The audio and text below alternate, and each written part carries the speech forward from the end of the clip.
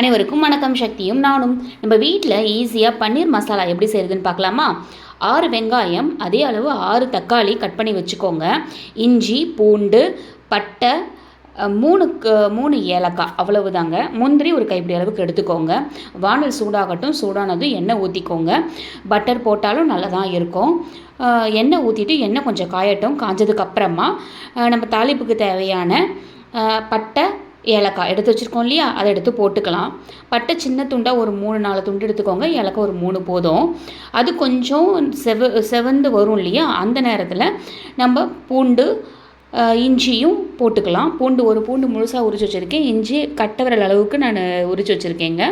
அது கொஞ்சம் தாளிப்பு ஆகட்டும்.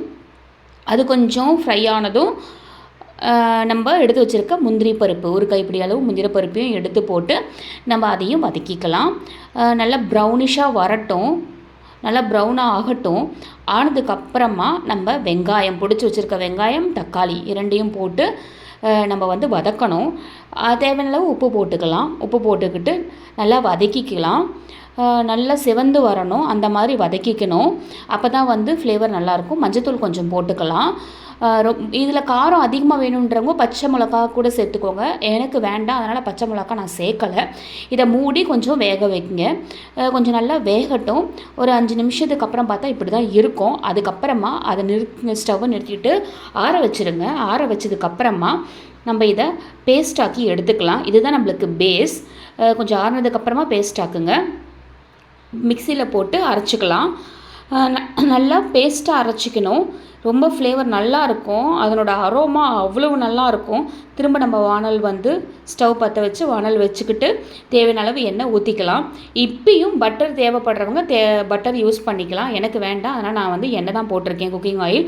அந்த ஆயில்லையே நம்ம தேவையான அளவு மிளகாத்தூள், கரம் மசாலா ரெண்டுமே போட்டு நம்ம அது கொஞ்சம் வதங்கட்டும். கொஞ்சம் வதங்கினதுக்கப்புறமா கருப்பெல்லாம் ஆகிடக்கூடாது. கொஞ்சம் வதங்கினதுக்கப்புறமா நம்ம அரைச்சி வச்சுருக்க விழுது எடுத்து அதில் போட்டு நல்லா கலரி விட்டுக்கலாம். இந்த மாதிரி செய்யும்போது எண்ணெய் மேலே மிதக்கிற மாதிரி இருக்கும். நம்ம ஹோட்டல்லாம் வாங்கும்போது எப்படி இருக்குமோ அந்த மாதிரி இருக்கும். இப்போ பன்னீரை பீஸ் பண்ணி போடுறவங்க போடலாம். எனக்கு தூளாக போட்டு தான் என் பையன் சாப்பிடுவான், அதனால் நான் தூளாக போட்டுக்கிறேன்.